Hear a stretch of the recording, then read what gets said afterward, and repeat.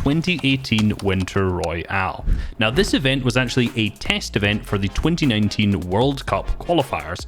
The total prize pool was $1 million, and it was the first really big online opens event that Fortnite hosted that anyone could play in. The event seemed like a massive success, you know, outside of the Infinity Blade. He's a god! And it seemed to be that this would become a yearly occurrence. So skip forward to November 2019, everyone was excited about the prospect of another Winter Royale. Expectations were high for this tournament, and the community was not disappointed. A huge announcement with a $15 million prize pool split across 3 days, so $5 million each day. So it's safe to say that everyone was really excited in the lead up to the event. One small problem: there was nowhere to practice. This was a duo event, but the only arena in at the time was solos and squads. That was because it was a squad season for FNCS.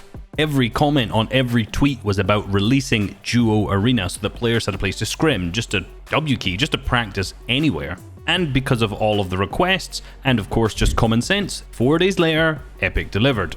With the hype following the World Cup finals, the new chapter of the game, now this $15 million announcement, the duo arena player base was absolutely insanely large, and because of this, Epic made a tweet that no one was expecting. In response to the huge number of players dropping into arena duos to prep for Winter Royale, we are increasing the prize pool and adding over 20,000 new placements to the official rules so more players have an opportunity to win. Good luck to all and happy Winterfest. These 20,000 additional placements that were added up to almost $8.4 million added to the prize pool, bringing the total to $23,385,000 across the 3 days. So yes, that's just shy of $8 million a day.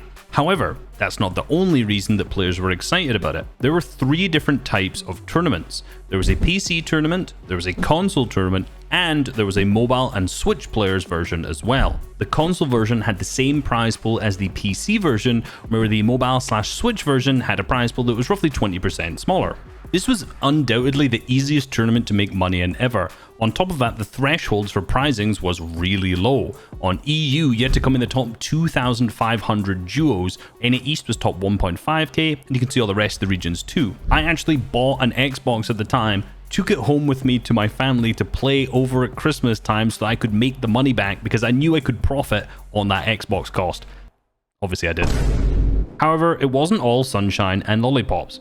Epic had said that they were going to give out $100 million in prize pools in this year, 2019, and this isn't necessarily a sustainable strategy to get people into competitive Fortnite across 10 years. That's obviously $1 billion. But sure, this big number made headlines, it got Fortnite in the news, obviously World Cup was everywhere at the time, and it got people talking about the game. And of course, this incredible prize pool for the Winter Royale plays a part in this. With how easy it is to make money, in the future, if these tournaments are no longer around, spoiler, they are not, players who had that opportunity to make money, kind of get in that top 2.5k in EU, for example, or just get into the threshold, are now no longer able to make money at all, which can be demotivating for people.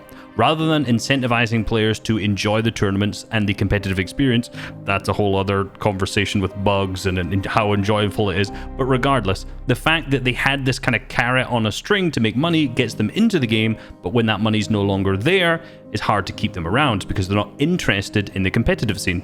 And I feel that is like a bit of what we're seeing still today in 2022. Viewership of the game could be so much higher. However, the player base is still going strong, so it's been a good way to get people interested in playing the tournaments, but it's not necessarily a great way of getting players invested in watching, in being a part of the competitive scene. Now yes, there's a lot of other factors that go into this, but I think this has been a big issue that's created problems across the last few years. And even if you continue to hold these tournaments but have smaller prize pools, players will just complain that it's not as big as it used to be, which they do. And speaking of competitive experience, there was a major bug in this tournament to do with ELO.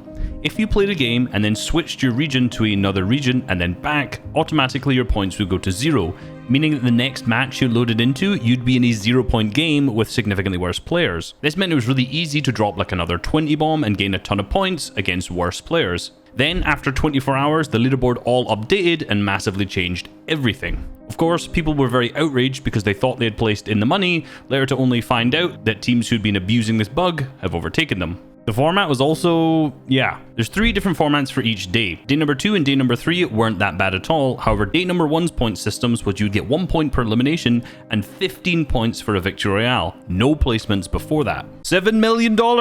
And this was the format. Now, of course, they were obviously just testing out formats, but if you came out second, you got 0 placement points. You can see my results on this day. The first 2 games placed second in both. Winning these 2 games would have been an additional 30 points. Even if just won 1, that would make so much more money than just placing second twice.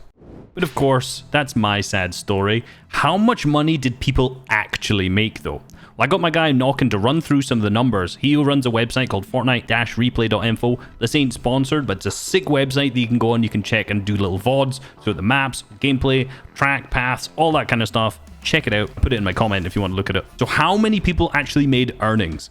In total, 45,474 different players made earnings. And I was, of course, one of them. You're looking at a $200 earned from console Winter Royale player right here, guys. You know, that was the minimum amount you could make, but what about the maximum? Well, 16 people made over $10,000 from this event. You see, it wasn't region locked, so people basically just weren't sleeping and they're playing as many regions as possible. Who made the most money? Well, in 5th place, Wilgo was there, making a total of 14,725. Interestingly, the OCE players Brezzo and Taihu were in 3rd and 4th place with about 15k, but in 1st was 60, who made a total of $17,700. Now, you may ask yourself, who are these players?